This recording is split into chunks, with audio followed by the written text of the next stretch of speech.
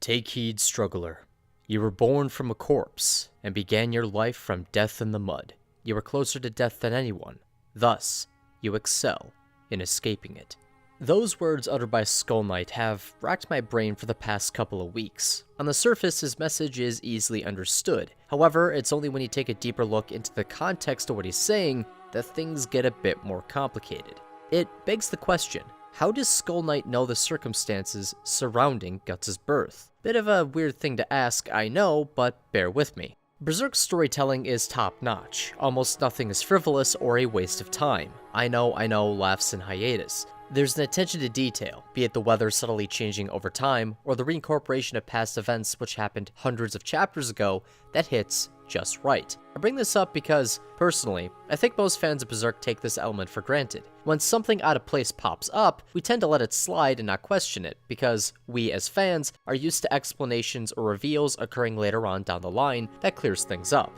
By not asking questions, or at least not as many as the story brings up, we deprive ourselves of fun conversations which can dull the pain of waiting for new chapters. I'll be frank, I have a crazy theory which stems from 3 different questions. How does Skull Knight know the circumstances of Guts' birth, something I've brought up already? Why was Guts' mother hung? And what was the relevance of the mini prequel arc, Spring Flowers of Distant Days? The theory, as pants-on-head nuts as it might sound, is that Skull Knight, Flora, or perhaps Guts' mother herself, saw the young woman meet an early end so that an unlikely savior could be born.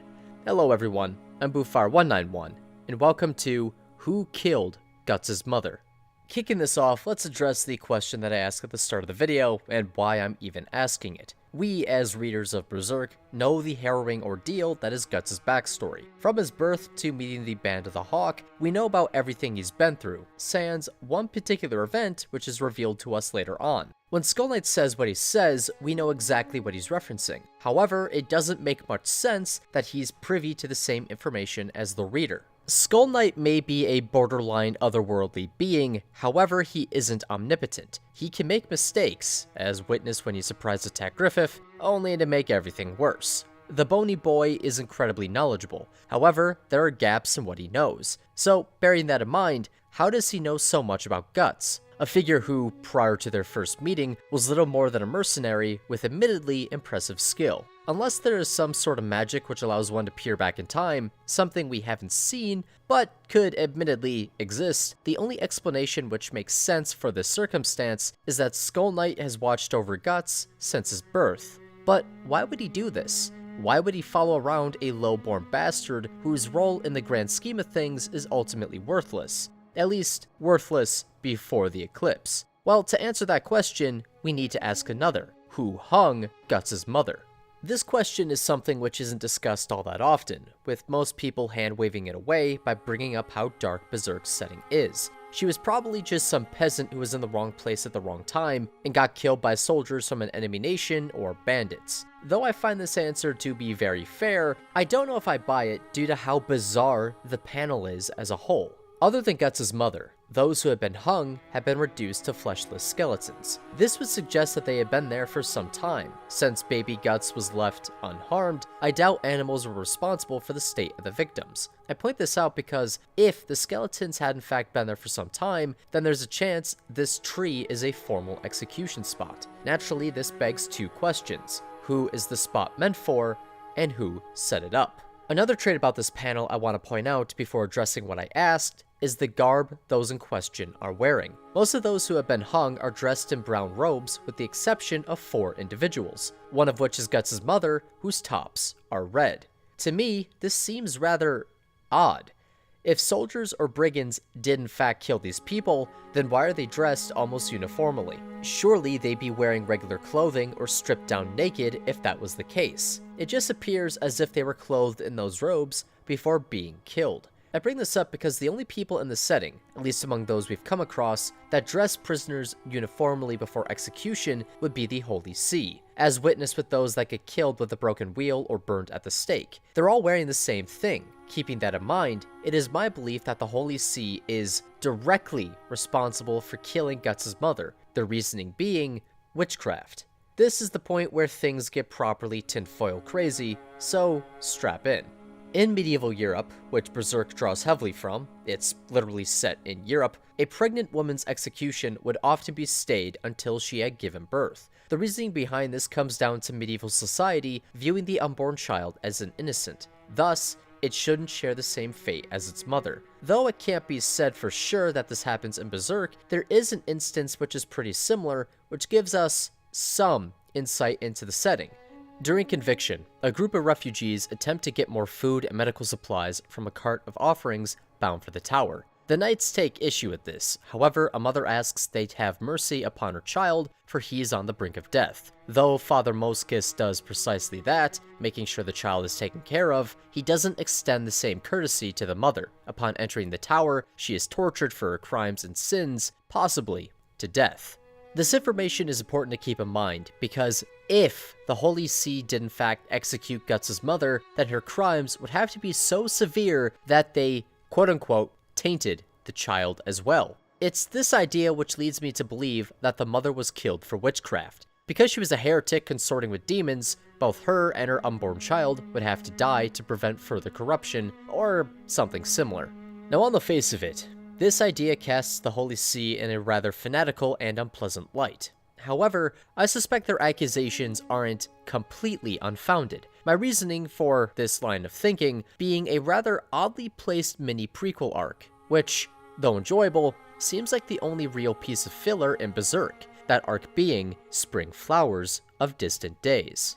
To summarize this story really briefly, after losing a battle, young Guts is captured and taken to a castle where he's thrown into a dungeon. It is revealed that the Lord wants Guts, in his weakened and wounded state, to fight his son. Basically, the Lord wants to pump up his boy's ego by giving him easy victories in battle. With little choice, Guts resigns himself to his fate, where he has a strange encounter with a being known as Chich. Believing it to be a hallucination, Guts interacts with the flower spirit, where they more or less hit it off. Wanting to help her new friend, Chich takes care of Guts and heals him, but in the process, kills the flower which was keeping her alive. Realizing Chich wasn't a hallucination, Guts frantically and desperately fights his way out of the castle so that he can take what remains of the flower to a massive field. He clings to a faint hope that Chich will survive, and wonders if she'll be found by the rest of her kind. Outside of being a entertaining self-contained story, and possibly one of the best examples of a prequel I've ever seen, Spring Flowers of Distant Days reveals something about Guts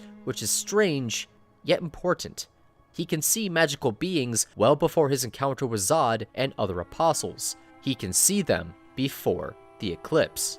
As explained by Shirke, I still can't say her name right, magic, as well as the perception of magical beings, is based upon one's belief. If an individual grew up believing that elves didn't exist, then they wouldn't see them even if they were right in front of their face. If said individual did believe, however, or had an event which altered their worldview completely, like Farnese during Conviction, then the elves would be visible. Given Guts' upbringing as a mercenary, where each situation was life or death, I highly doubt the Black Swordsman would care, let alone believe, in beings such as elves and spirits. Hell, I doubt he'd even know they exist, since Gambino and his company didn't seem to be the sort of people to talk about such things. What I'm trying to get at here is this. It is incredibly strange that Guts can see Chich prior to the eclipse or even his first encounter with Nosferatu Zod, because it breaks the rules already established by the setting. Guts isn't particularly religious or spiritual, given his background, so why could he see Chich? My answer for this, given what we know about Berserk's world, is that Guts' mother was in fact a mage or witch, possibly a disciple of Flora, and because of this, the inherent connection she had to the astral world rubbed off on Guts, thus allowing him to see magical beings despite having little to no belief in them. Once more, this entire theory is crackpot, so just bear with me until the end. We're almost there. To explain where I'm coming from, I want to discuss the nature of learning magic. As Shirke explains to Farnese, those who practice magic need to begin studying when they are incredibly young. Otherwise, there won't be any progress. Though Farnese proves this notion wrong, it is alluded to that she is the exception, not the rule. Personally, I believe this concept plays a role in Guts' odd disposition with Chich. If his mother was in fact a witch, then Guts would have been exposed to aspects of the astral world while in the womb. Though he himself wouldn't recall it, his subconscious mind would recognize parts of it. So let's get back to something I asked earlier in the video. Why is Skull Knight keeping tabs on Guts even before the eclipse? My theory, something which ties back into every question I ask throughout the video, is that Guts' mother was a witch, mage, whatever you want to call it, that stood against the God Hand alongside Flora and Skull Knight. She was either a student or a companion to the elderly spellcaster and knew how much of a threat the then 4 angels posed to mankind. Then, the trio came up with an idea to defeat the God Hand, an idea which involved a massive gamble and, fittingly enough, a sacrifice. They would use the force of causality against their enemy, an idea I go more into in this video, link in the description, and create a hero who could tip the scales against the God Hand. The way the trio, individuals with deep connections to the astral world, will go about doing this is by one of them giving birth after death, thus bringing into existence a child who existed on the cusp of 2 different worlds, those being life and death, as well as the magical and the mundane.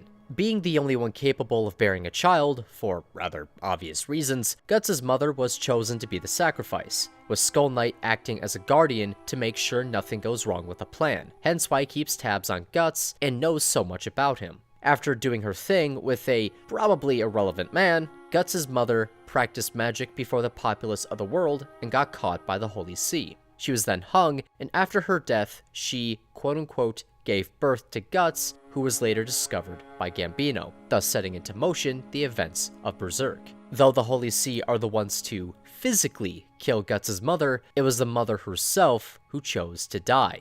This theory is a bit crazy, I fully admit, and honestly, I don't really know how to feel about it. Personally, I think it falls in line with the tone of the setting. The trio's possible scheme is rather twisted, and has little regard for Guts as a person. However, it's the only way to make something good out of a bad situation. It also gives a bit more depth to Skull Knight and Flora. Instead of being almost unambiguously good, they've had to make some tough calls, just like the Black Swordsman. Having said that though, I still prefer Guts as a really unlucky nobody who struggles against destiny, as opposed to the pseudo-chosen one idea I've presented to you all here.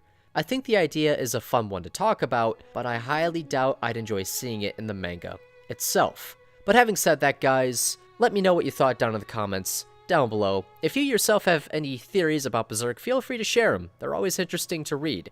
But that said, guys, I've been Boofar101. I'll see all you guys next time. Goodbye.